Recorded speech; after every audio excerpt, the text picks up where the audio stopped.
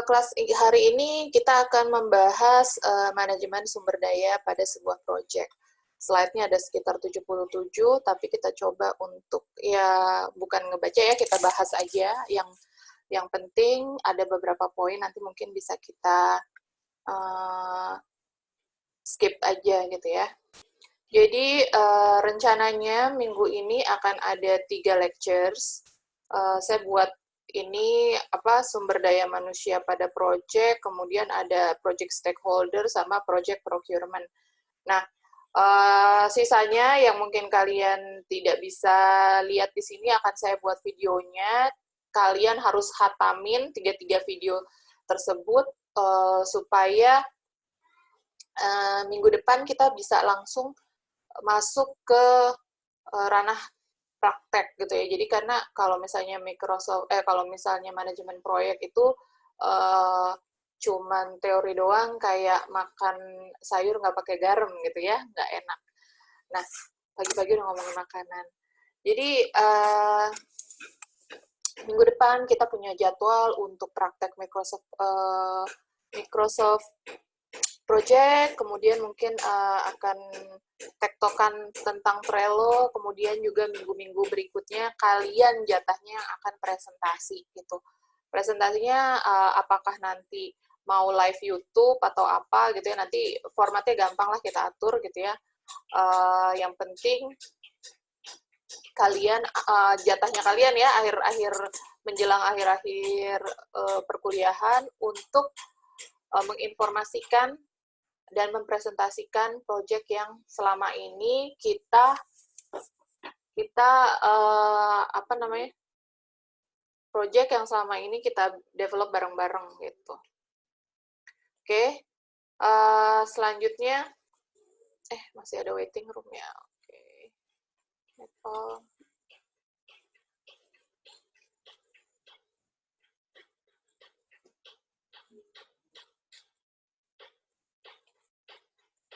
Ntar saya nambahin dulu, nih masih ada yang join.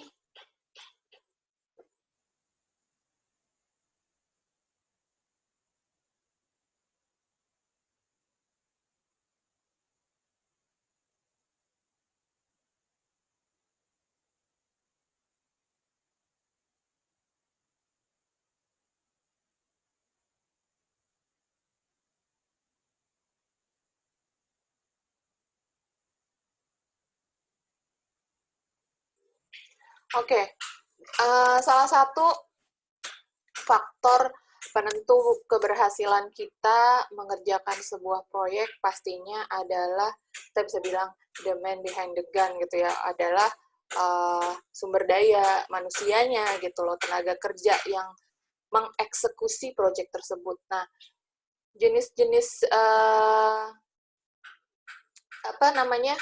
tenaga kerja dalam proyek itu kan macam-macam ya. Ada yang jadi project manager, mungkin nanti karena konteksnya ini kita adalah project TI, maka skill-nya juga yang berhubungan sama software development gitu ya, misalnya seperti itu. Nah, ini juga sebenarnya kalau project management kan apply ke segala macam project gitu ya. Jadi ada yang konstruksi, ada misalnya di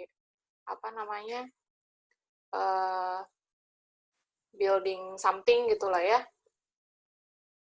Nah, keahlian juga harus mengikuti tuntutan perubahan dari kegiatan yang sedang berlangsung. Jadi gini, kayak misalnya penggunaan teknologi ahli, kalau dulu yang ngehits banget itu kan misalnya bikin software itu from scratch gitu ya, benar-benar ngodingnya buka HTML, kemudian coding hard gitu. Nah, sekarang kan ada berbagai macam tools, framework, dan lain-lain. Nah, inilah salah satu, kalau misalnya simulasi tuntutan perubahan kegiatan, ini adalah perubahan dari kebutuhan skill itu. Teknologi berkembangnya cepat banget kan, sehingga sumber daya yang kita punya untuk satu project, misalnya nanti agak-agak modified untuk project yang lain, nah itu kita bisa upgrade, kita bisa lakukan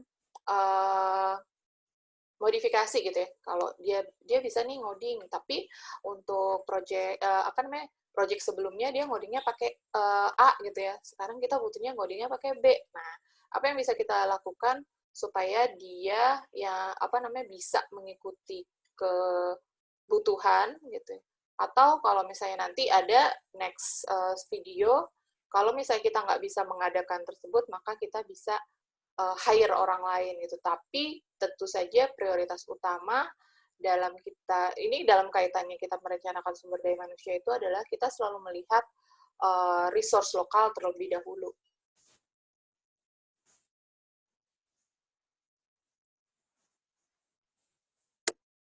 Oke.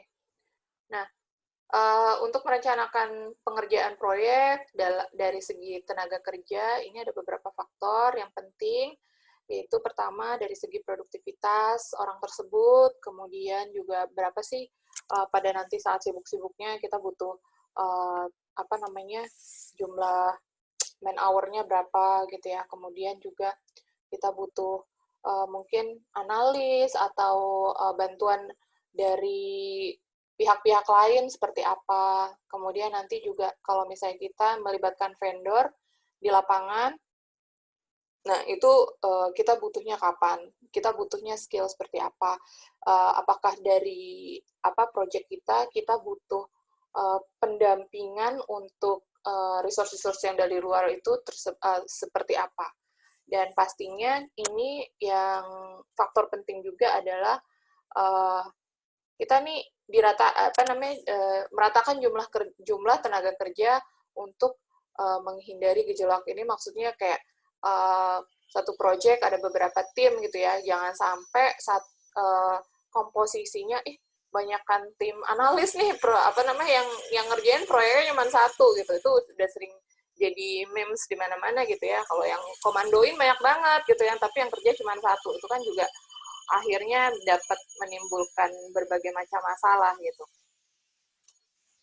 Nah, kalau dari segi definisi, apa sih yang disebut dengan manajemen sumber daya manusia?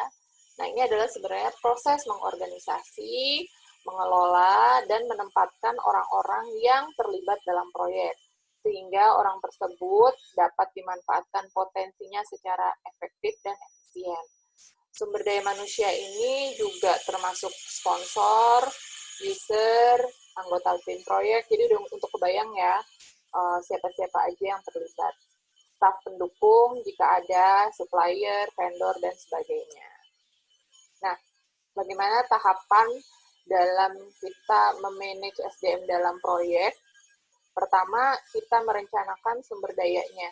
Identifikasi dulu, kemudian kalau kita buka project plan, kita punya tanggal, kita punya fungsi, mau ngapain, kita punya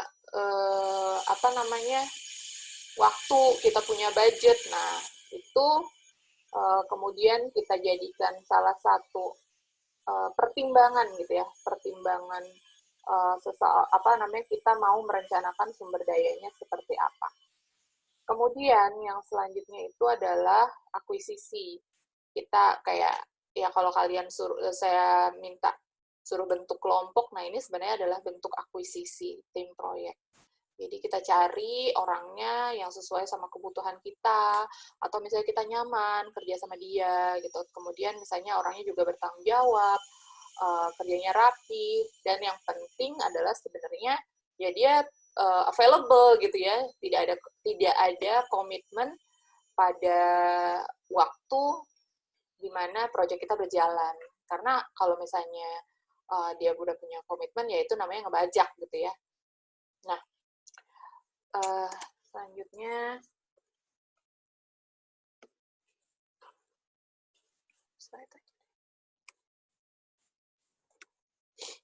Selanjutnya kita bangun tim proyek.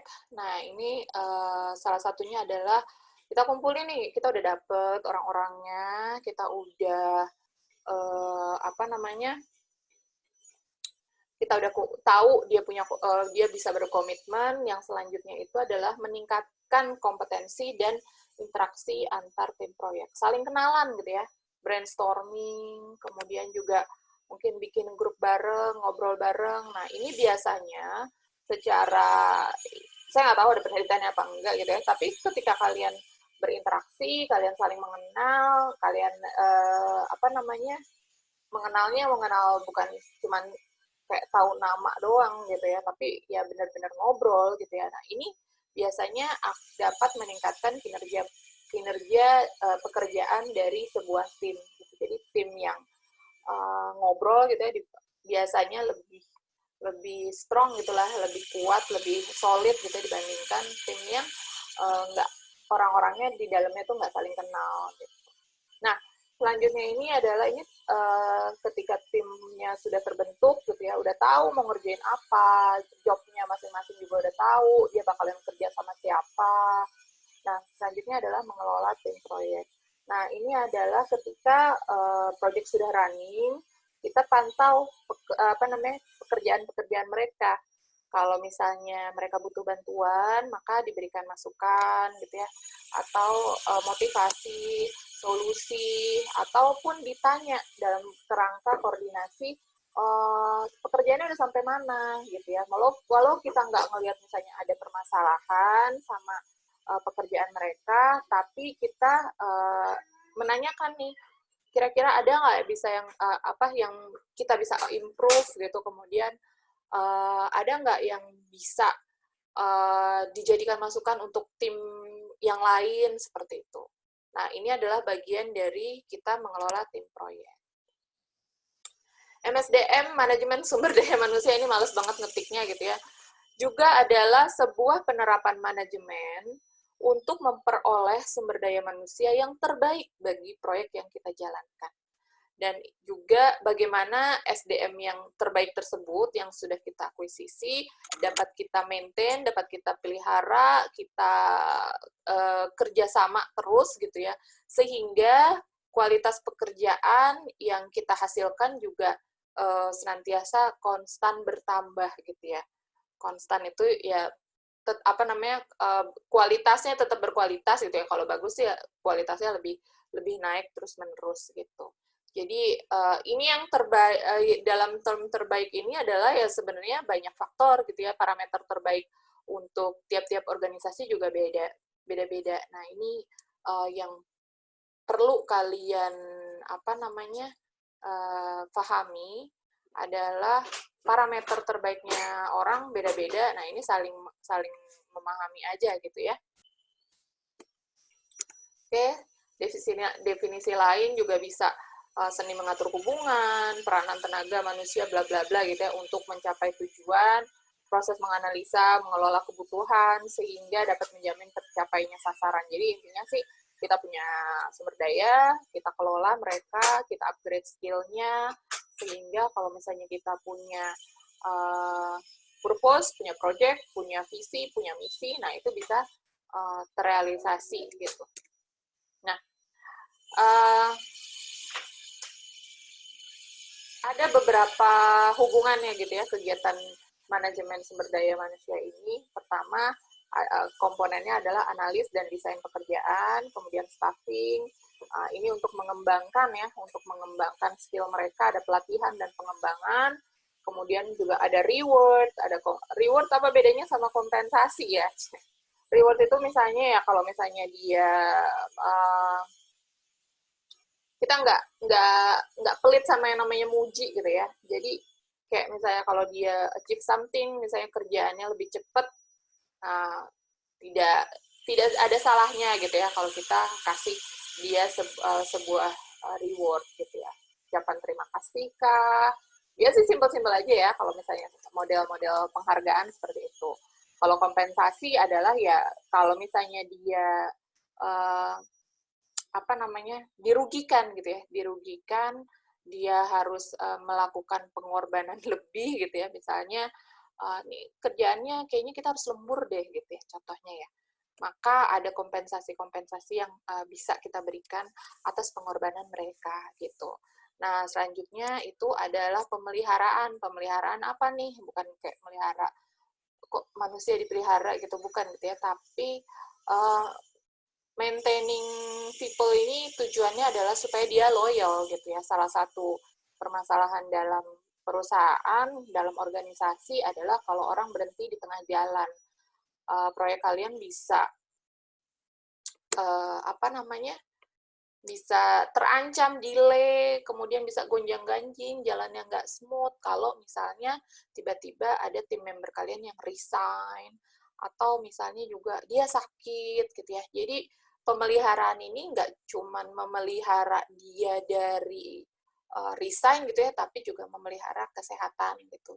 Karena kalau misalnya udah berhenti, dia nggak bisa ngapa-ngapain, nggak bisa sakit gitu ya, otomatis pastinya juga akan ada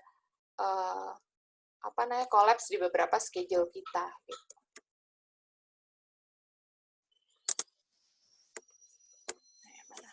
Oke.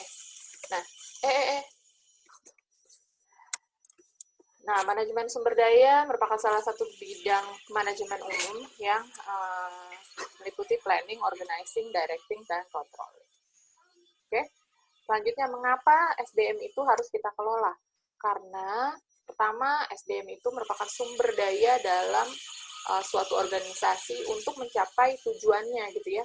Jadi selama kayaknya nggak ada satu organisasi isinya robot semua gitu kan, pasti ada sumber daya manusianya untuk executing gitu ya, untuk berpikir secara strategis gitu ya.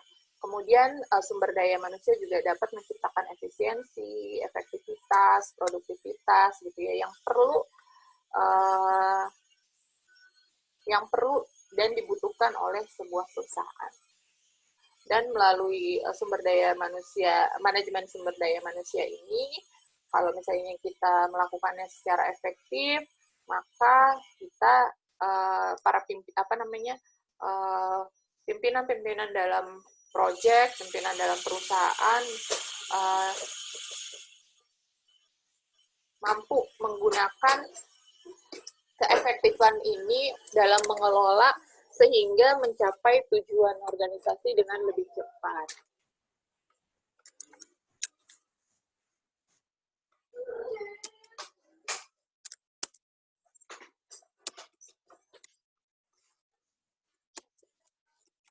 Oke. Fungsi manajemen sumber daya manusia ini ada fungsi manajemen, yang kedua ada fungsi operasional ya. Jadinya ya, kalau fungsi manajemen itu sebagai perencana, pengorganisasi yang mengarahkan dan yang mengontrol, sedangkan untuk fungsi operasional ini dari segi pengadaan, pengembangan, kemudian yang memberikan kompensasi, mengintegrasikan beberapa pekerjaan, hingga dari segi pemeliharaan. Nah, ini ada tugasnya gitu ya, right man, right place, in the right time. Oke.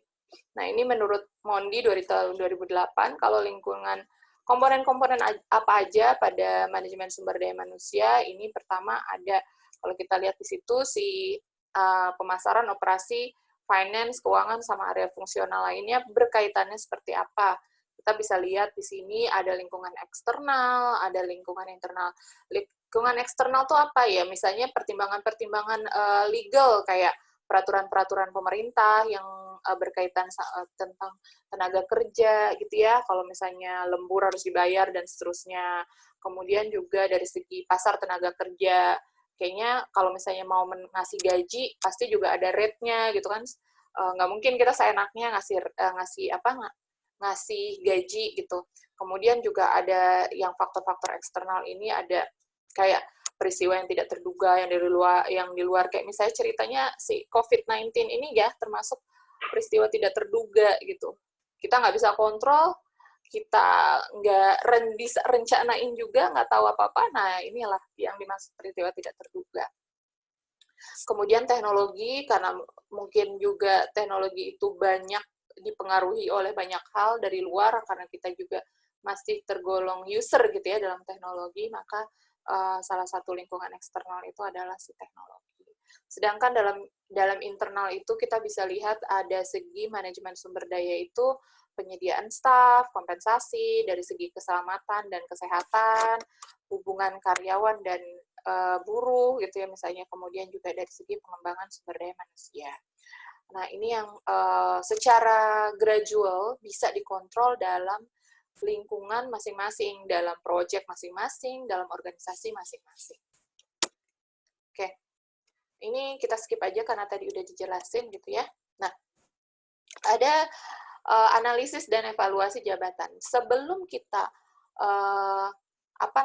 menempatkan seseorang gitu ya, mengakuisisi, kita kan pasti tahu dia mau kita taruh di jabatan mana, di struktur apa, kemudian kerjanya juga seperti apa gitu. Jadi kita tahu dia akan handle tanggung jawabnya apa saja. Kemudian apakah dia punya histori pekerjaan serupa, kemudian apakah dia memenuhi syarat, kan ada syarat-syaratnya gitu ya. Kayak bisa minta tolong link yang tadi diposting di Telegram ya.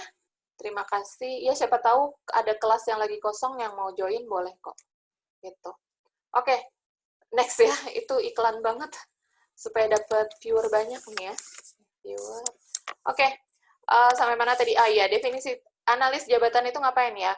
Kita juga tadi sampai syarat-syarat ya, syarat-syarat dipenuhi. Kayak misalnya kalian pengen jadi mahasiswa gitu kan, kalau mau jadi mahasiswa ya pastinya udah harus lulus SMA, ya nggak sih?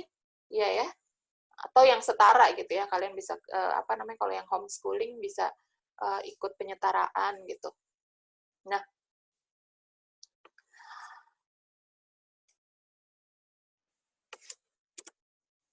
ini tujuannya apa? Kenapa ada syarat-syarat tersebut? Pastinya syarat-syarat itu untuk kita dapat kinerja yang maksimal artinya ada beberapa job, beberapa pekerjaan yang memang harus ada kompetensinya dulu. Kalau kalian kuliah gitu kan, harus ada, misalnya harus ada prasyarat gitu ya. Jadi memastikan punya knowledge dasar untuk mengerjakan pekerjaan tersebut. Tuh. Nah, ini job analisis, ada job deskripsi, spesifikasi, dan pastinya dievaluasi. Semua pekerjaan ada evaluasinya ya. Kalau nanti bilang dosen evaluasi nggak? Oh, dosen evaluasi gitu ya. Setiap 1 semester kalian evaluasi dosen gitu. Iya, mau ngisi KRS harus evaluasi dosennya dulu gitu ya. Oke, kemudian spesifikasi juga ya untuk menentukan gajinya berapa, kemudian apakah kalau misalnya dia sangat-sangat berprestasi, wajar untuk dipromot gitu. Dipromot itu artinya dikasih tanggung jawab lebih gitu. Kayak kalian mungkin ada yang ikut kelas akselerasi gitu ya, nah, itu kan bentuk promosi juga. Oke, ini kita skip aja. Nah, job analisis, ada job deskripsi sama job spesifikasi tadi ya. Job deskripsi, identifikasi jabatan, tugas-tugas yang harus dikerjakan, hubungan dengan jabatan lain. Ini biasanya kalau nanti kalian melamar pekerjaan ada nih job deskripsinya ngapain. Sayangnya kalau misalnya berhubungan sama dunia IT, kayaknya job deskripsinya harus bisa semuanya tuh ya. Harus bisa ngoding, bisa database dan segalanya. Kita suka ketawa aja tuh kalau ngelihat job deskripsi yang mungkin kayak nyari Superman gitu. Nah, ini juga yang penting untuk difahami adalah kira-kira nanti bakal terlibat sama engine, peralatan, bahan-bahan yang seperti apa gitu. Karena memastikan dia bisa menggunakannya gitu ya, sama kondisi fisik lingkungan kerja. Nah, ini yang penting juga kondisi fisik lingkungan kerja itu karena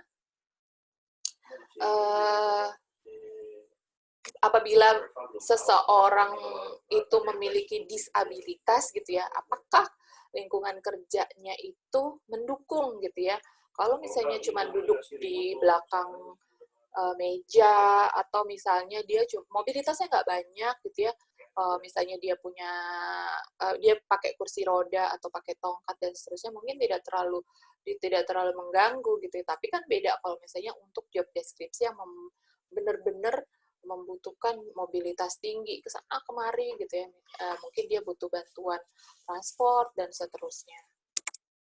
Nah, selanjutnya tadi apa? Job deskripsi. Nah, ada job spesifikasi. Ini syarat-syarat pendidikan, syarat-syarat ikut pelatihan tertentu, kemudian dari pengalaman kerja, persyaratan pengetahuan keterampilan, fisik dan mental, umur dan jenis kelamin. Nah, kalau kalian nanti ngelamar pekerjaan biasanya ada gitu ya, syarat pendidikannya, lulusannya prodi apa gitu ya, udah pegang sertifikat apa, kemudian pengalaman kerjanya misalnya kerja praktek di mana gitu ya. Nah, makanya kalau misalnya kalian punya kesempatan gitu untuk kerja praktek apa namanya, kerja di PKL ya. Nah, PKL manfaatkan tuh untuk benar-benar mendapatkan pengalaman kerja gitu. Jangan cuman sekedar pengen menggugurkan kewajiban PKL doang ya. Jadi dinikmati aja gitu loh, dinikmati kuliahnya, mendapatkan pengalaman di sana sini, ikut organisasi gitu ya. Ya, semuanya itu insya Allah akan bermanfaat, di mana dapat meningkatkan yang namanya soft skill kalian. Kalian bisa ngomong di depan orang dengan pede, dengan lancar, kemudian juga mungkin teknik presentasinya yang bagus gitu ya, mengelola slide dengan baik. Kemudian juga ada misalnya syarat fisik dan mental gitu ya. Misal nanti kalau misalnya mau ngelamar ada psikotes dulu gitu ya. Kemudian dilihat secara fisik sesuai nggak sama job desk-nya gitu ya. Ini bukan ngelihat kamu cakep apa enggak gitu ya. Ya kalau pekerjaannya membutuhkan seseorang untuk cakep ya nggak masalah gitu ya, kayak pragawati, model-model itu kan ada syarat tinggi gitu ya. Jadi kalau misalnya kita yang tingginya cuman 150, terus syaratnya 170, ngomel-ngomel nggak diterima juga nggak boleh gitu ya, nggak layak gitu. Kemudian ada persyaratan umur dan jenis kelamin. Biasanya ini karena uh, apa namanya tugas-tugasnya mungkin ada yang mensyaratkan hal tersebut gitu. Nah, siapa yang bertugas menganalisa pekerjaan ini? Biasanya ada si HR ini ya, department buat analisa kebutuhan organisasi terhadap sumber daya manusia itu seperti apa. Nah, ini ada pakarnya juga, supervisor, manager, pemangku jabatan, dan seterusnya. Tujuannya apa? Tujuannya mereka itu pertama untuk mengevaluasi gitu ya, pastinya karena mereka yang mengidentifikasi, bisa mengevaluasi kinerja, kemudian menentukan standar hasilnya seseorang bisa mengerjakan, oke nih standarnya dia bisa ngerjain ini. Jadi kalau misalnya standar tidak tercapai, berarti kan ada indikator tertentu. Atau kalau misalnya standarnya tercapai terus, berarti itu juga indikator tertentu gitu ya. Kalau misalnya tercapai terus gitu, jangan-jangan ini standarnya terlalu rendah gitu, atau nggak pernah hit gitu, jangan-jangan standarnya terlalu tinggi, atau bisa bukan masalah di standar, tapi yang masalahnya itu ada orangnya. Apakah dia orang yang kinerjanya rendah, atau yang kedua, oh ini orang kinerjanya sangat tinggi gitu ya, jadi kayaknya kalau dikasih standar yang segini ya kerjanya ya oke-oke dan bahkan sangat-sangat berprestasi terus gitu ya. Nah, untuk yang model-model tersebut biasanya ada jalur-jalur promosi gitu ya. Kemudian juga kalau belum, kalau maksudnya di bawah standar bisa juga dikasihkan pelatihan gitu ya. Jangan-jangan dia nggak ngerti nih. Jadi tujuannya itu nggak, kita mengevaluasi itu bukan serta-merta pengen punish atau pengen mengeksekusi gitu, enggak gitu ya. Tapi kalau dalam manajemen sumber daya manusia itu tujuannya pastinya untuk kita lihat nih porsinya, tanggung jawab yang dikasih sebenarnya udah bener atau belum sih, apakah terlalu berat, apakah terlalu ringan gitu. Kemudian kalau misalnya dirasakan berat tapi kita memang butuh yang demikian, maka kita mungkin butuh apa namanya imbus-imbus gitu loh dalam keterampilan yang dibutuhkan supaya itu bisa dikerjakan sama sumber daya manusia kita. Nah, ini dalam bentuk training, kemudian mengasih insentif tambahan gitu ya. Kemudian juga misalnya kita berikan perubahan-perubahan organisasi gitu yang misalnya mendukung dia untuk bekerja lebih efisien. Misalnya ada pilihan, oh bisa kerja di karena misalnya kita lihat, kenapa ya orang ini kok kayaknya sampai kantor udah lelah gitu. Oh ternyata dia ke kantor aja udah 3 jam. Apa sih yang bisa kita tawarkan? Oh bisa nggak kita tawarin work from home gitu ya. Pastinya ini satu opsi aja gitu ya, work from home, tapi ada syaratnya ya gitu. Syaratnya A, B, C, D gitu. Kemudian kita bisa evaluasi lagi, dengan work from home bisa lebih tercapai nggak sih pekerjaannya dia, atau jangan-jangan di rumah malah nggak kekontrol, kerjaannya main, nonton aja, kerja-kerjaan makin nggak ya mending capek aja, tapi datang ke kantor kita bisa lihat dia kerja, gitu. Misalnya seperti itu ya.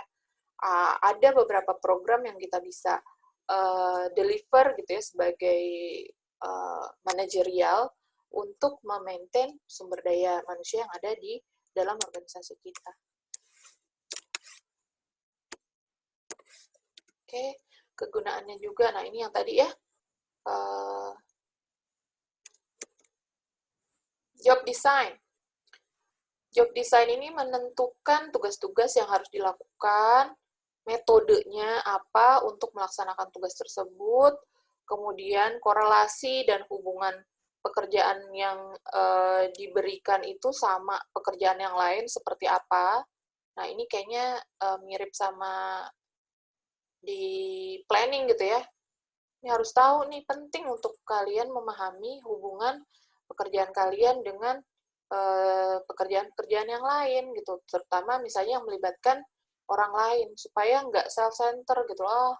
Kerjanya suka-suka aja deh, deadline-nya hari Sabtu ini gitu, misalnya contohnya ya. Jadi kerjanya hari Sabtu, benar-benar nongol hari Sabtu, padahal itu ternyata kerja kelompok gitu. Kalau kerja kelompok kan kita harus memerhatikan ya, oh ternyata teman kita dari Selasa udah jadi. Teman yang lain udah hari Rabu udah nyerahin. Teman yang lain hari Kamis, yang lain pengen liburan, tapi kita nggak peduli karena kita, nggak apa-apa deh, santai aja gitu. Tapi kan itu akhirnya mengorbankan achievement-achievement yang sudah dicapai oleh teman-teman yang lain gitu. Nah, selanjutnya ini juga dalam job design ini kita tahu kepada siapa kita harus raising issues. Kalau kita menemukan masalah, kita tahu pada siapa kita harus berkonsultasi, dan yang ketok palunya kalau ada masalah, say yes or no, itu siapa. Jangan sampai kita curhat ke orang yang salah gitu ya. Nah, 2 hal yang populer dalam job design, pertama adalah job enrichment. Ini meningkatkan otonomi seseorang untuk mengatur pekerjaannya. Otonomi itu adalah keleluasaan ya, keleluasan orang dan dalam mengatur pekerjaannya, tapi dalam tanggung jawab yang tertentu gitu, supaya jangan di-abuse. Tetap ada aturannya, tapi dia dikasih keleluasan untuk ngatur. Misalnya, kayak kalau dosen gitu kan, mau datang jam berapa aja, silahkan gitu, tapi pastinya sebelum kelas dia mulai, dia udah harus datang gitu kan ya, contohnya seperti itu. Itu realisasinya enggak sih ya, ada aturannya dosen tetap harus datang tiap hari gitu ya, tapi kalau misalnya berhalangan ya nggak ada hukumannya juga gitu. Nah, ini tujuannya apa? Tujuannya sebenarnya adalah untuk memberikan opportunity lebih luas gitu ya. Kalau misalnya teman dosennya nggak datang ke kampus nih, oh ternyata dia lagi ikut conference gitu, atau oh ternyata dia lagi ngisi acara di fakultas lain. Nah itu adalah salah satu bentuk pengayaan atau bentuk memberikan kesempatan bagi orang dalam organisasi kita untuk mengaktualisasikan dirinya kepada tempat yang lebih luas gitu. Nah, ini salah satu salah satu kebahagiaan dalam pekerjaan ya gitu ya, kalau kita punya keleluasaan dalam mengatur pekerjaan kita. Kemudian ada juga memperluas pekerjaan secara horizontal dan mengurangi spesialisasi. Artinya kita mengerjakan job yang umum gitu ya. Nah, ini dapat mengurangi monoton dalam pekerjaan, kemudian juga tidak membosankan karena banyak variasi pekerjaan yang dihadapi. Ada juga job rotation, udah tahu ya tujuannya supaya orang nggak stay di satu tempat, kayak misalnya security gitu ya. Jangan sampai dia terlalu familiar gitu, harus di-rotate. Kemudian juga untuk menghindari status quo gitu ya, jadi kayak tentara, organisasi-organisasi itu tuh banyak yang rotasi, tujuannya yaitu untuk supaya dapat refreshment gitu ya. Dia melihat kasus-kasus yang lain ketika diprotek, biasanya juga untuk membuka wawasan terhadap permasalahan dan juga bisa jadi solusi di tempat baru gitu kalau misalnya dia sudah punya pengalaman di tempat lain seperti itu. Kita skip aja. Oke, tantangannya apa? Tantangan dari segi eksternal itu tadi ya, perubahan teknologi, peraturan pemerintah yang berubah-ubah gitu, kemudian faktor sosial budaya juga, pasar tenaga kerja. Nah, ini udah ada apa namanya? Ribut-ribut gitu ya. Tenaga kerja asing membanjiri wilayah Indonesia gitu ya. Nah, ini sebenarnya kalau mau dilihat sebagai ancaman, threat bisa, tapi bisa juga dilihat sebagai opportunity kita untuk berkembang gitu. Karena kalau misalnya cuma kita ngeliat threat aja kan bawaannya kalau bawaan yang tidak baik kita akan cenderung negatif, tapi kalau bawaan kita baik maka kita justru akan berkembang gitu. Ah, kok pakai hire gituan, gue juga bisa. Coba diajarin. Nah, misalnya contohnya gitu ya. Kemudian selanjutnya faktor politik, kondisi ekonomi, faktor geografis, demografi, kegiatan pesaing, kegiatan dari mitra, gitu. Nah, ini COVID-19 nggak disebut ya. Nah, itu juga bagian dari eksternal gitu ya. Kemudian dari segi internal ini tantangannya ada dari segi yang nomor satu ya, finansial. It's not everything, tapi everything butuh finance gitu ya. Kemudian penjualan apa namanya produk yang kita mau nggak mau kalau misalnya bisnis itu kan ada sesuatu yang untuk dijual gitu ya. Kalau universitas menjual jasa, mencerdaskan kehidupan bangsa gitu ya. Nah ini penjualannya gimana, baik apa enggak gitu ya. Kemudian servisnya seperti apa, baik apa enggak.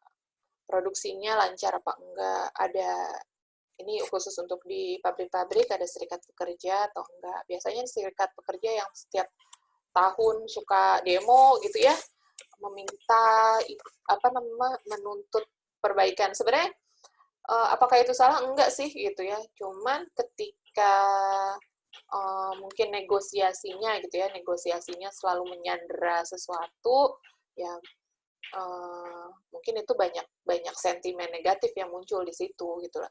Kalau saya sih banyak melihat serikat buruh juga serikat pekerja ini bermanfaat untuk wadah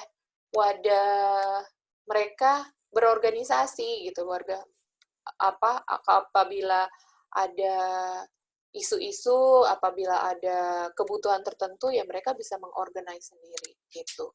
Tidak selalu serikat perkumpulan itu harus diwaspadai dengan ini pengen merongrong, enggak gitu ya. Tapi bisa jadi ya mereka ingin buat aktivitas sendiri yang melibatkan internal anggota sendiri gitu. Karena guru juga punya serikat gitu kan ya. Punya perkumpulan. Tujuannya apa? Tujuannya untuk sharing gitu, untuk sharing di sana metode pengajarannya seperti apa sih? Oke. Ya ujung-ujungnya memang selalu ada tuntutan gitu ya. Tapi sebenarnya pembentukan dari perserikatan tersendiri bukan hanya untuk itu. Kemudian sistem informasi yang semakin terbuka dan menuntut akuntabilitas gitu ya. Kemudian juga tantangan masih dalam organisasi itu adalah budaya dari organisasi itu sendiri gitu. Nah, ada dua jenis organisasi gitu ya, organisasi formal dan organisasi non formal. Prinsip organisasi yang efektif ini melaksanakan kegiatan sesuai dengan deskripsinya, kemudian ada pembagian karyawan sesuai sama job-job yang ada, nggak ada satu karyawan ngerjain semuanya gitu ya. Kemudian ada juga kompleksitas organisasi, ada strukturnya, ada fungsinya, kemudian juga mungkin dari segi target organisasi, visi misi itu juga ada, kewenangan tanggung jawab, pendelegasian wewenang, jika berhalangan ini harus didelegasikan kepada siapa itu jelas. Kemudian rentang pengendalian ini diberikan untuk mengevaluasi gitu ya. Jadi pekerjaan ya dikerjakan dulu, tapi sambil sambil dikontrol gitu ya, jangan sampai kita bahasanya asal selesai aja gitu ya, tapi pastinya diberikan waktu yang sufficient, itu yang layak lah ya, jangan terlalu terburu-buru atau sama sekali tidak dikontrol kapan selesainya. Dulu mungkin gitu ya, kalian minta surat, jawabannya, Pak, suratnya kapan selesai nih? Ya ditunggu aja. Nah, itu berarti tidak ada rentang dalam request service kalian gitu. Tapi sekarang kan udah, ya insya Allah besok jadi gitu. Tetap ya kalau orang Islam tuh ada insya Allahnya gitu. Karena kalau kita nggak tahu kan kalau yang tanda tangan hilang kemana gitu ya. Itu bukan masalah kalian aja, tapi di semua segi fungsi juga mengalami gitu ya.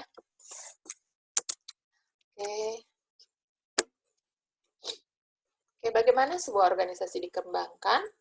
Nah, ini ada bentuknya. Pertama, desentralisasi, kemudian ada juga sentralisasi. Sentralisasi ini satu kekuasaan dipegang secara penuh. Sedangkan desentralisasi itu ada penyerahan wewenang. Ada, saya nggak perlu kayak ginilah, saya serahkan aja pekerjaan ini kepada kalian masing-masing, kayak gitu contohnya ya. Kayak misalnya pembagian kelompok gitu ya, biasanya saya nyerahin desentralisasi. Terserah deh kalian mau bikin kelompoknya seperti apa gitu. Yang penting gitu ya, tetap ada aturannya gitu ya. Yang penting 4 orang maksimal gitu. Terserah mau gimana, siapa aja. Pertimbangannya yaitu untuk kalian belajar akuisisi. Tapi kalau misalnya bentuknya sentral, ngatur-ngatur gimana? Ya nggak apa-apa juga gitu, pasti ada hikmahnya gitu. Kayak misalnya saya mau yang kalian berhitung 1 2 3 1 2 3, yang huruf 1 jadi satu kelompok gitu ya, misalnya seperti itu. Itu juga bisa melatih kalian untuk bekerja sama dengan orang yang mungkin tidak kalian inginkan atau tidak kenal sebelumnya gitu kan. Kalau kayak gitu kan random ya. Ya syukur-syukur kalau dapet teman yang udah kenal, tapi kan belum tentu gitu.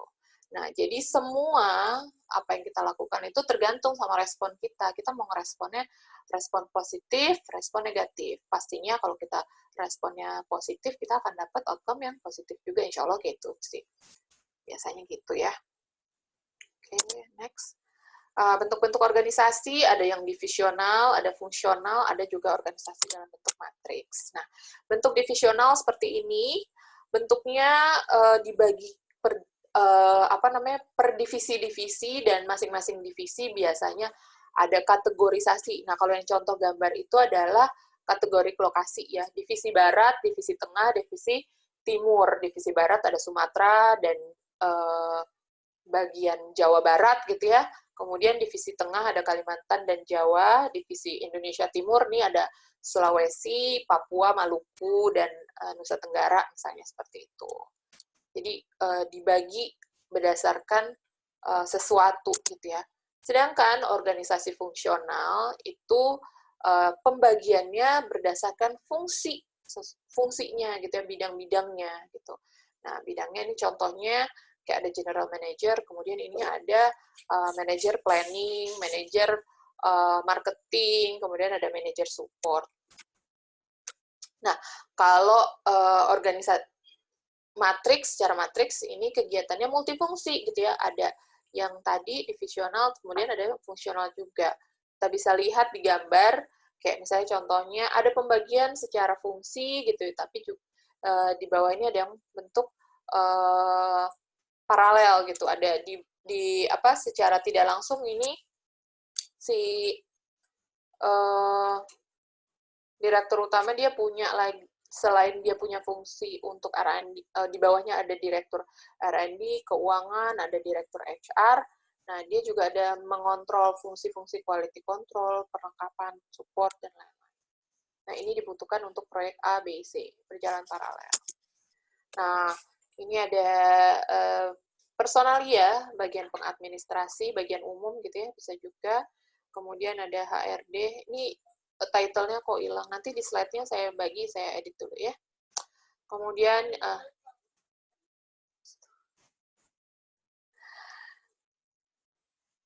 ada HRM, Resource Management. Nah, ini merencanakan, mengendalikan, dan mengorganisasikan sumber daya manusia sebagai aset organisasi.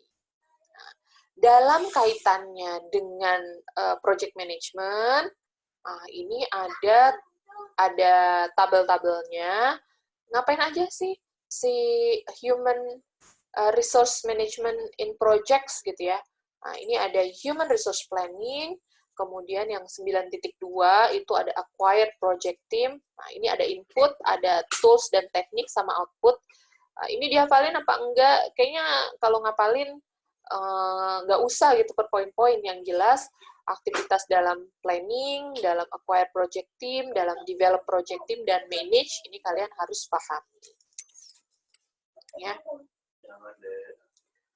Selanjutnya ada perencanaan SDM. Pada tahap ini yang perlu direncanakan pertama adalah tanggung jawabnya, kapan dibutuhkan, identifikasi apakah ada kebutuhan untuk training gitu, karena misalnya kerjanya ada yang spesifik nih gitu ya.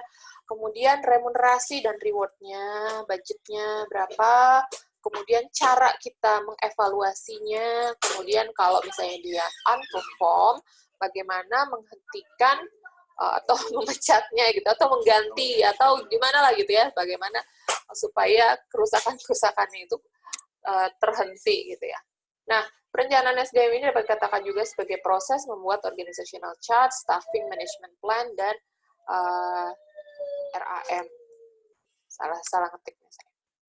Oke, jangan lupa juga perhatikan atribut atau activity list, karena di sana itu biasanya teridentifikasi berapa banyak tenaga yang kita butuhkan.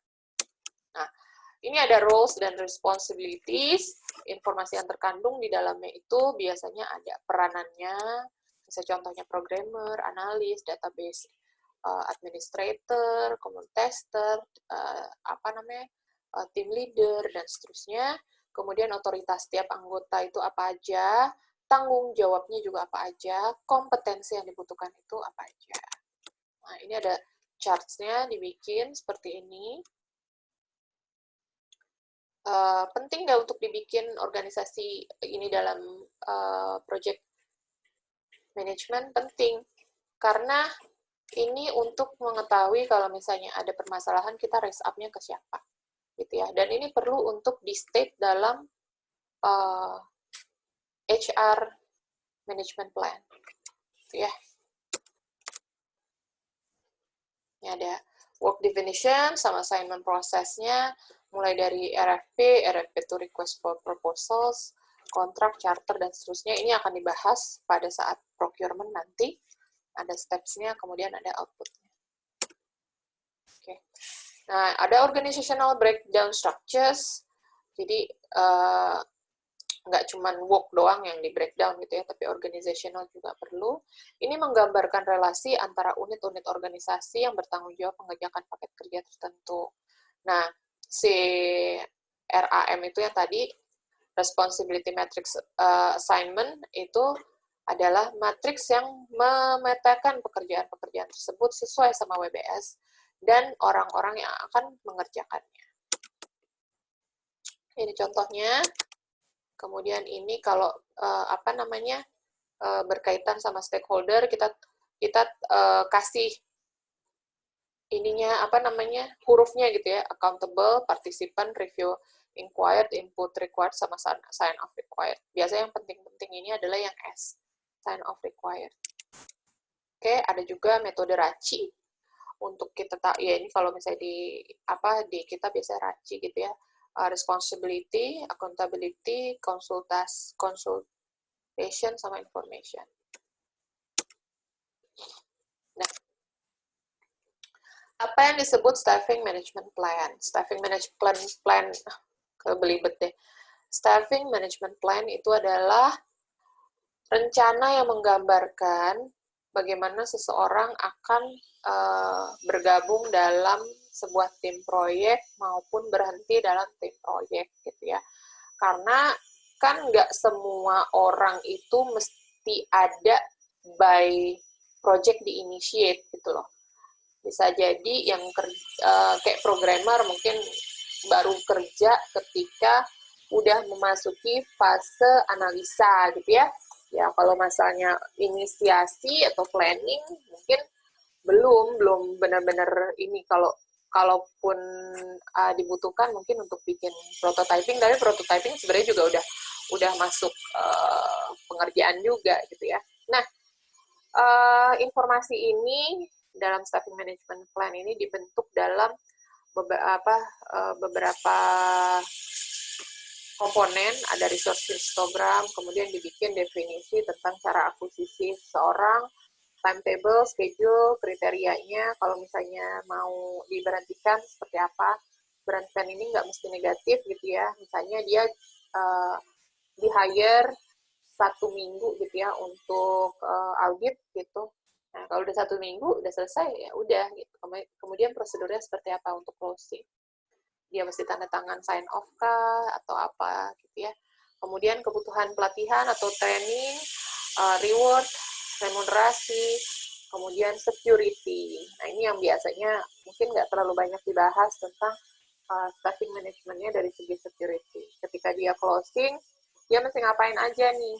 Biasanya kalau dulu ketika saya resign itu, saya pertama ngisi form gitu ya, ngisi form, kemudian permintaan untuk penghapusan akun email gitu ya, kemudian penyerahan laptop, karena laptop kan dapat dari tempat kerja gitu ya, kemudian dipastikan menandatangani juga surat bahwa kita nggak ngebawa data-data pekerjaan gitu. Nah, itu ada model-model seperti itu. Terus kasih dulu udah punya kartu pegawai gitu ya, nah itu juga serah terima seperti itu. Jadi prosedurnya jelas gitu ya, ada checklistnya. Kemudian termasuk juga kayak nanti kita akan dapat yang namanya surat-surat yang berhubungan sama terminasi ketenaga kerjaan kita. Nah, ini kalau misalnya nanti kalian udah jadi tenaga kerja, ini bisa dipakai untuk maintain BPJS-TK misalnya gitu ya. Ada contoh resource histogram, ini kita bisa lihat kebutuhannya. Kalian bisa lihat di sini, bulan Januari yang dibutuhkan itu ada siapa ini? Manager, business analyst, sama programmer gitu ya. Technical writer itu baru dibutuhkan di bulan April, Mei, sama Juni. Gitu. Dengan mengetahui ini, kita bisa prediksi butuh technical writer-nya nanti berapa man hour, kemudian budgetnya secara keseluruhan untuk mereka berapa, kemudian programmer juga ya, programmer kita bisa lihat kalau ternyata kebutuhan, kalau dibutuhkan di Januari ada mungkin 1 orang, tapi di bulan Maret mungkin kita butuh 4 orang, bulan Maret, April, Mei gitu ya, kita butuh 4 orang, mungkin nanti di bulan Juni kita cuma butuh 1 orang. Nah, seperti itu. Ini ada summary-nya.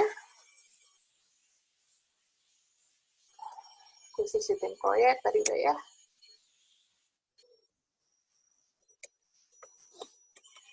Resource leveling, oke kita skip aja. Bangun tim proyek tadi udah. MBTI, tapi kayaknya ini kalian nggak usah lah ya, kita skip aja MBTI.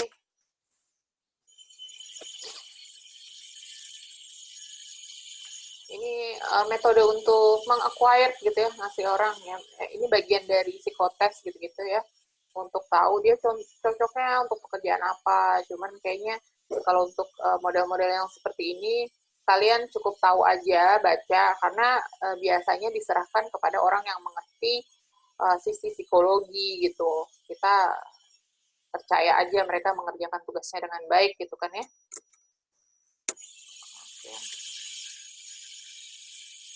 Nah, reward dan recognition system,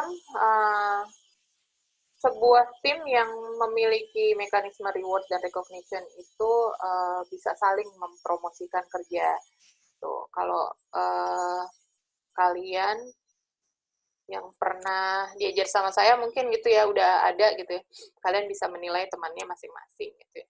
Biasa di situ kelihatan tuh yang tiba-tiba dapat nilainya agak kecil dari temennya gitu, kelihatan sumbangsinya. Ada yang dapat nilainya cuma dari satu orang, biasanya saya nggak ngeliat itu sebagai sesuatu yang wah gitu ya. Tapi kalau ngeliat yang temennya ngasih nilainya rendah 3 orang dalam satu kelompok, itu biasanya ada ini adalah sebuah indikator tertentu gitu. Nah, anyway, fokus tim itu adalah mencapai tujuan tertentu, mencapai target gitu ya. Jadi pastinya ada kolaborasi yang harus dikerjakan, sehingga kalau misalnya kalian tadi sempat dengerin di depan, biasanya kelompok yang saling mengenal itu bisa lebih produktif dibandingkan kelompok yang interaksinya dingin gitu ya, misalnya contohnya gitu ya. Nah, maka dari itu luangkan waktu bagi kalian untuk saling membantu gitu ya. Misalnya temennya ada yang kesulitan mengerjakan sesuatu, kemarin kayak lagi situasi seperti ini gitu ya, kalian ada teman sekelompoknya yang mungkin kesulitan bandwidth gitu, maka bukan dibantu bandwidth-nya gitu ya, tapi dibantu, kirimin aja deh ini foto sama voice note-nya gitu, kalau nggak bisa lewat video gitu, misalnya contohnya seperti apa. Nah, itu di-maintain aja gitu ya. Tujuannya apa? Tujuannya ya tercapai targetnya, bikin video gitu. Nah, luangkan juga waktu kalian untuk mengembangkan skill. Tuh, jadi kalau misalnya diberikan tugas yang disuruh mempelajari hal baru, jangan apa nih ya, udah bawaannya males gitu, karena capek deh mesti belajar. Ya enggak, fase kalian justru memang fase harus banyak belajar gitu. Dan ini yang percaya, yang semua kalian pelajari ini, kalian nggak tahu akan dibutuhinnya kapan, tapi pasti akan dibutuhkan gitu, suatu saat dalam bentuk yang berbeda, dalam hikmah yang berbeda gitu. Jadi kayak misalnya belajar manajemen gitu ya, nggak mesti nanti misalnya apakah hanya akan dipakai ketika kalian menjadi seorang project manager, enggak, itu dalam kehidupan sehari-hari. Manajemen juga bisa mengelola keuangan kalian sendiri, juga biasanya ada ilmu-ilmunya yang bisa diadopt gitu ya dari knowledge tentang manajemen. Tuh. Nah, seterusnya ada team performance assessment. Nah, ini adalah evaluasi kinerja tim proyek, bisa berupa kita lihat apakah ada peningkatan keterampilan, adakah peningkatan kompetensi dari dia, kemudian apakah ada pengaruhnya ketika misalnya seseorang tuh kita lihat, dia kok historinya cuma dari proyek cuma sebulan, pindah lagi proyek sebulan. Nah, kita lihat nih, kita pengen pakai gitu ya misalnya.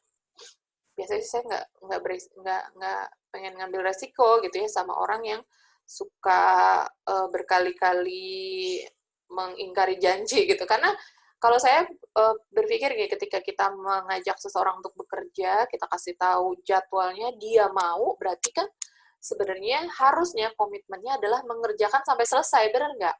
Kalau dia resign di tengah jalan tanpa alasan yang sahih lah gitu ya, nah itu sebenarnya patut dipertanyakan. Apalagi kalau misalnya gue nerima pekerjaan tempat lain gitu, itu sebenarnya udah jadi garis merah lah gitu ya, garis merah, tanda merah gitu ya, red marks. Jadi nggak baik gitu ya, dapat orang-orang dengan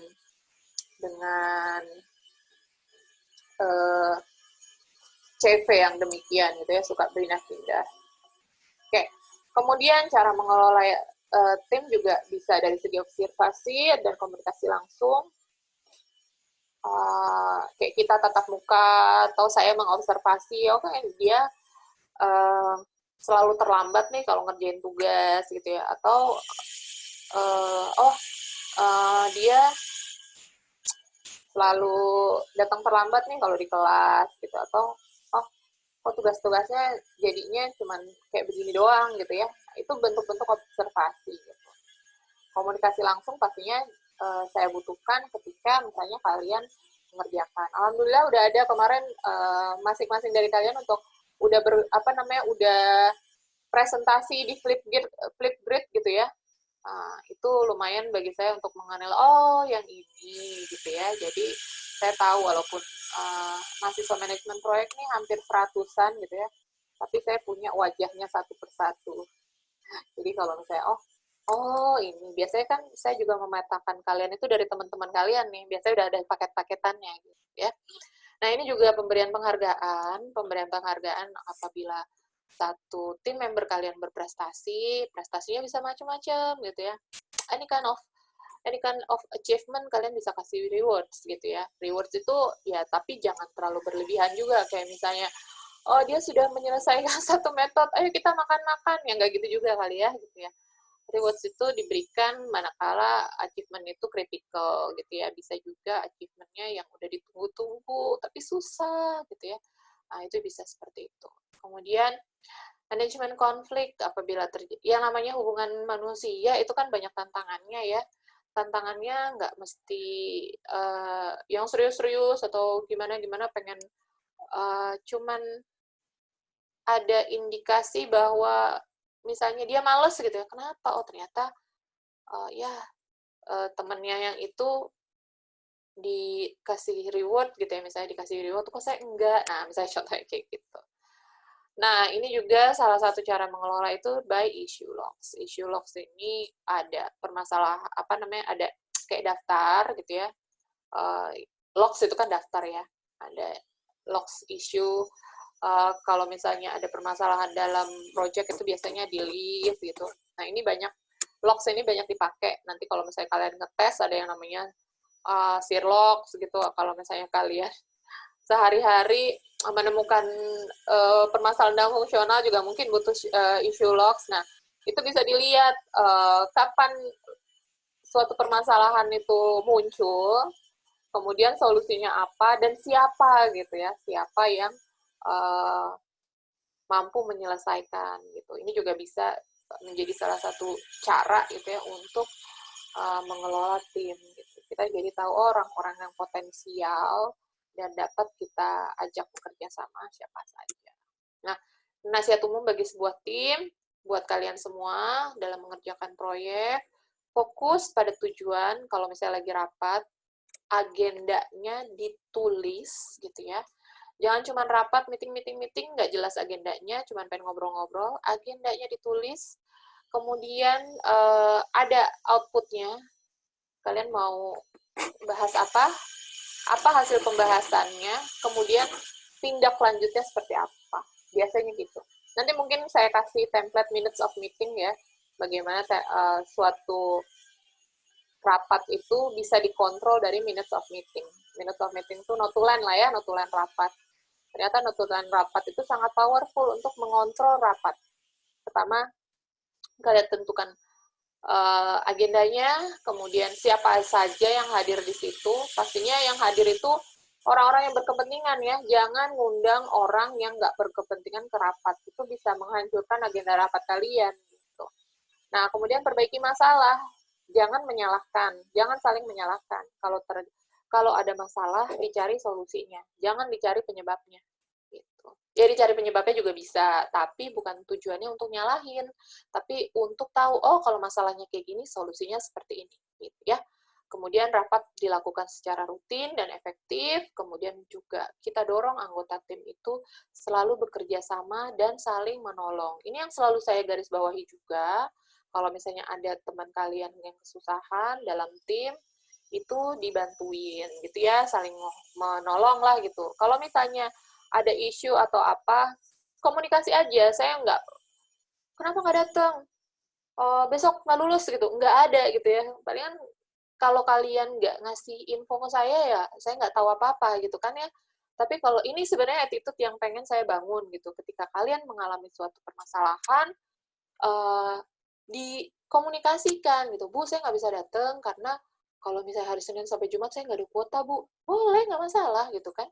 Saya tidak nggak mau tahu, harus ada gitu. Ya, itu mungkin di tempat lain, untuk situasi yang lain, diperbolehkan seperti itu. Tapi untuk kasus-kasus tertentu kan enggak gitu ya. Bu, atau misalnya kemarin ada yang, Bu, saya berhalangan, Bu, hadir karena orang tua saya meninggal. Ya nggak masalah gitu kan. Asal dikomunikasikan. Itu yang mau saya highlight ya. Untuk semua permasalahan jangan di apa ya dipendem, tapi kalau di bukan dipendem ya, kalau nggak mau dikomunikasikan tapi mau di resolve sendiri, that's no problem gitu, asal selesai gitu kan. Tapi kalau misalnya mentok, nggak dikomunikasikan, nggak ada apa-apa, ya jangan berharap ada solusi dari orang tersebut gitu. Kemudian berikan penghargaan terhadap pencapaian pribadi maupun kelompok gitu ya. Nah, ini yang penting nanti akan kita pelajari. Using software to assess human resource management. Software can help in producing RAMs dan resource histogram. Project management software includes several features related to human resource management, such as viewing resource usage information, identifying refiling resource. Nah, ini pakai software itu memudahkan, dan kalau memudahkan maka dipakai gitu ya. Jadi kalau ada software, saya minta dari awal perkuliahan kalian install beberapa software. Nah, saya belum nanya lagi ya, belum kontrol lagi udah diinstal apa belum. Segera dipakai, segera diinstal supaya kalian bisa dapat experience memakainya. Apakah nanti di masa depan kalian akan pakai software itu sendiri? Belum tentu, tapi experience-nya kalian udah dapat, kalian bisa lihat, oh, kayaknya kalau kayak begini-gini logiknya seperti ini deh, gitu. Bentuk ya kan kita nggak menafikan ya, kita pasti akan selalu menggunakan software untuk membantu pekerjaan kita gitu ya. Coba pekerjaan apa yang sekarang tidak dibantu oleh software gitu. Bahkan untuk ngukur tekanan ban aja sekarang udah pakai software gitu kan. Nah, jadi pastikan gitu ya kalian punya experience untuk menggunakan gitu. Kalau nanti kalian ternyata menciptakan, nah itu lebih bagus lagi gitu. Itu sekarang pakai aja dulu untuk tahu logiknya, untuk tahu proses bisnisnya, untuk tahu dia bisa ngapain gitu kan. Nanti kalau misalnya kalian udah bisa ngebandingin software, kayak bandingin Teamlink, Zoom, Google Meet, bagusan mana, itu another level lah ya. Tapi sekarang pakai aja dulu. Aduh, Bu, masih pakai Zoom, saya males, Bu, gitu. Ya, pakai ini aja ya, jangan kayak gitu, pakai aja dulu. Bu, saya males, Bu, install Microsoft Project, giganya besar. Ya, kalau giganya besar, kuota, ya itu beli di Shopee, CD-nya banyak bertaburan gitu ya. Mumpung lagi gratis ongkir tanggal 5 ini ya. Ketahuan banget, udah siap belanja. Oke, nah ini tampilannya dalam Microsoft Project. Nanti kita akan satu sesi mengenal ya. Ini belajar Microsoft Project tuh cukup 10 menit aja selesai. Kalian bisa explore sendiri, karena saya sebenarnya nggak suka tutoring gitu ya, saya suka ngajarin logiknya aja, kalian coba-coba sendiri. Kalau coba-coba sendiri, time-nya, waktunya unlimited, karena waktu kalian sendiri gitu ya. Kalau saya yang ngajarin A, B, C, D gitu, nanti kelamaan di satu sisi, kalian nggak bisa mengeksplor yang lain. Nah, Microsoft Project ini banyak, salah satu, kalau kemarin mungkin cuma buat Gantt doang, di schedule. Nah, kalau kalian buka sheet yang tentang resource-nya, resource usage, kalian bisa maintain di situ yang namanya man hour. Jadi satu orang itu man hour, punya yang namanya main day sama man hour. Biasanya kalau dihitung secara schedule itu main days gitu ya, biar hitungannya kecil. Satu main days itu isinya, ini masih ada yang masuk. Satu main days biasanya isinya 8 man hour. Normalnya ya. Nanti kalau misalnya mau overtime, lembur gitu ya, biasanya ada hitungannya lagi. Warnanya nanti kalau di Microsoft Project, kalau satu orang di-assign lebih dari 8 jam sehari, itu biasanya nanti warnanya merah gitu ya, dikasih warning dan lain-lain. Oke.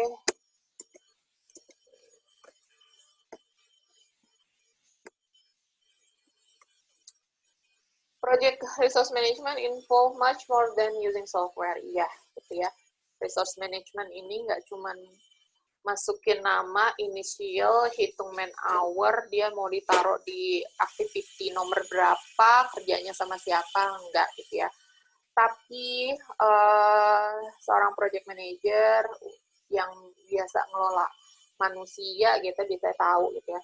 Treat people with consideration dan respect. Jadi memperlakukan tim kita itu ya seperti halnya orang-orang yang harus kita perlakukan dengan baik gitu ya.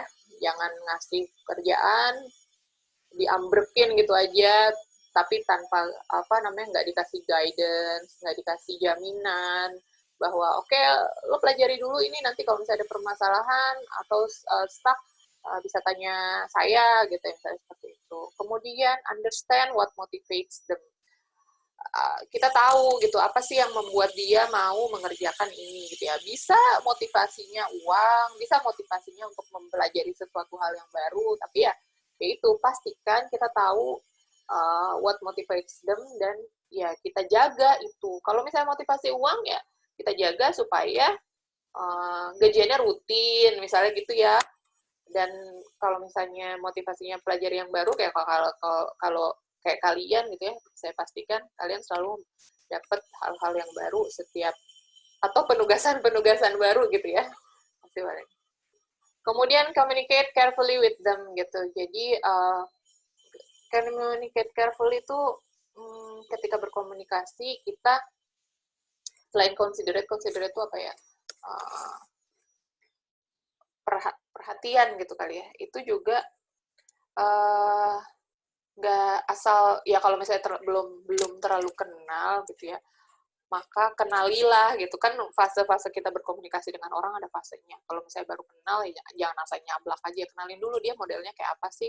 Berkomunikasi dengan seseorang itu kan ada model-modelnya ya. Kalau misalnya modelnya bisa nyablak atau bisa asik-asik aja ya nggak apa-apa, tapi kan belum tentu seseorang tuh modelnya seperti itu. Kemudian ada juga masalah leveling. Kalian nggak mungkin misalnya gini, kalian nggak mungkin menggunakan intonasi bahasa yang sama kalian gunakan kepada teman-teman kalian ketika kalian berbicara misalnya dengan dosen atau dengan bu dekan atau bahkan dengan bu rektor gitu. Jadi ada ada feel gitu ya, ada rasa-rasa tersebut bagi ketika kita berbicara.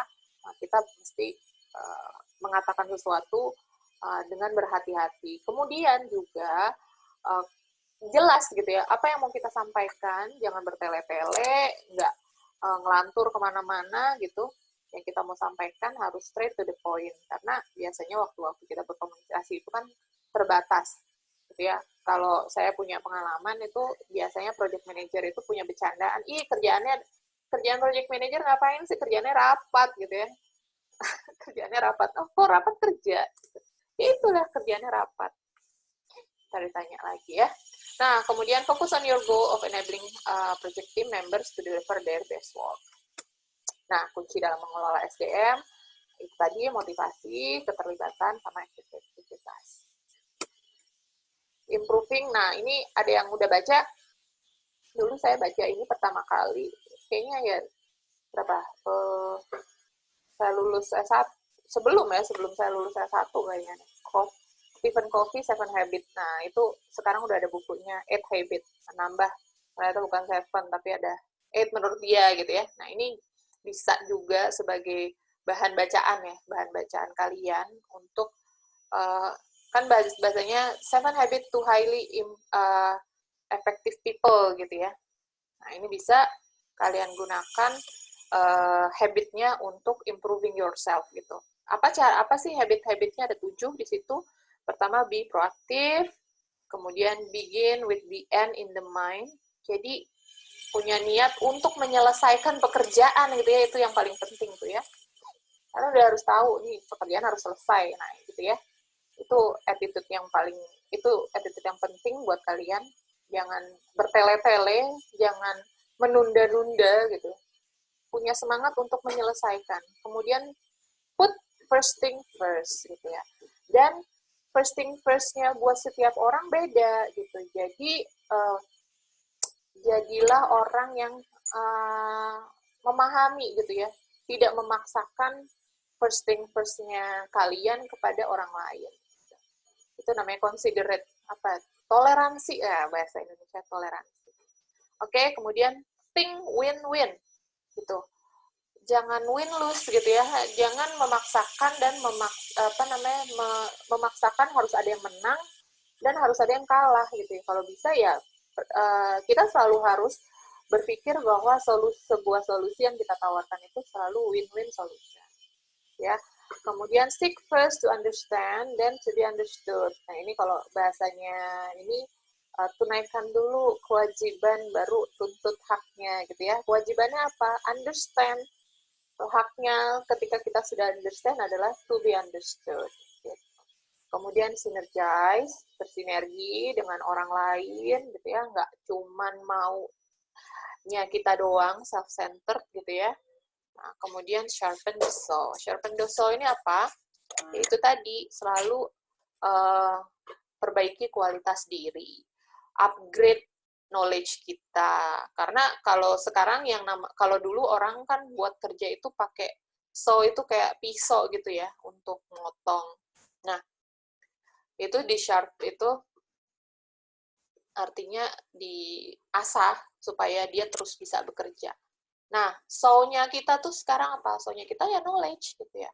Supaya knowledge kita selalu bertambah, ya harus di-upgrade terus gitu. Jangan, apalagi kalian masih muda-muda banget gitu ya, jangan sampai berhenti gitu. Kalau dikasih kesempatan untuk challenging yourself, ya harus diambil kesempatan tersebut. Jangan males, jangan mudah puas gitu. Ya, kayak ini ceritanya si Seven Habits. Kalau misalnya ada di Google Playbooks deh, kayak udah free, atau beli juga murah, paling 10.000 gitu ya. Nah, itu silahkan cari di Google Playbooks, kayaknya ada. Yang gratisan PDF juga udah banyak bertebaran. Daftar pustakanya dari sini, saya ambil slide-nya. Ada pertanyaan sampai sini, saya stop share dulu. Oke, ada pertanyaan?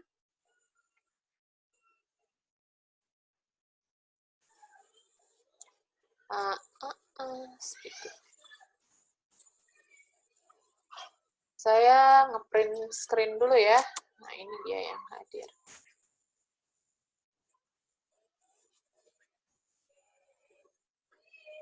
Unmute all. Oke, ada yang mau bertanya? Saya mute lagi semua. Yang mau bertanya silakan bisa di unmute speakernya. Ini ada apa nih? Bu, yang lain belum diakses. Udah ya tadi ya? Oke. Ada mau bertanya? Tidak ada? Oke.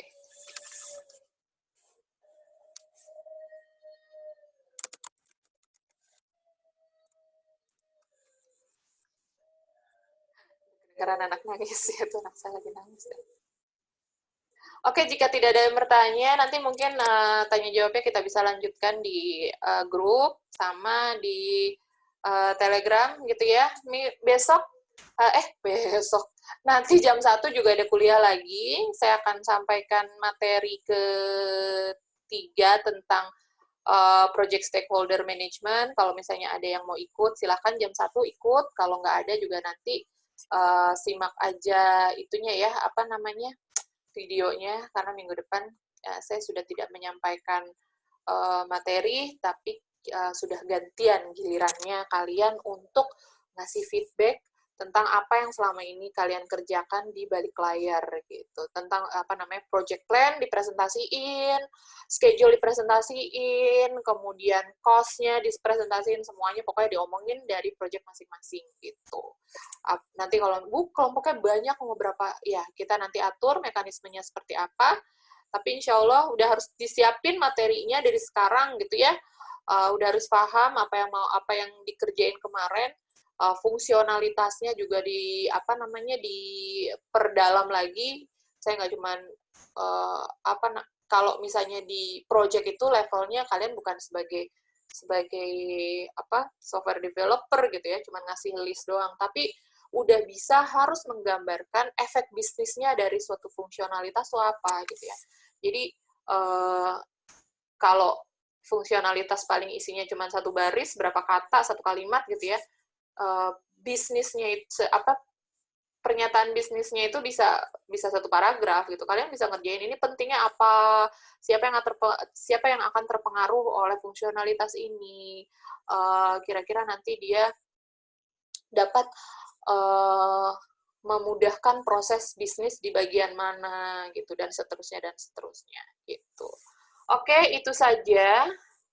Nampaknya tidak ada pertanyaan. Jika nanti ada yang tadi datangnya telat, tinggal dilihat lagi recordingnya dari awal ya. Insya Allah saya ada ini recordingnya dari awal. Terima kasih semuanya sudah hadir hari ini, lumayan lengkap. Kita mudah-mudahan kuotanya awal minggu masih banyak ya. Silahkan live meeting. Terima kasih semuanya. Wassalamualaikum warahmatullahi wabarakatuh.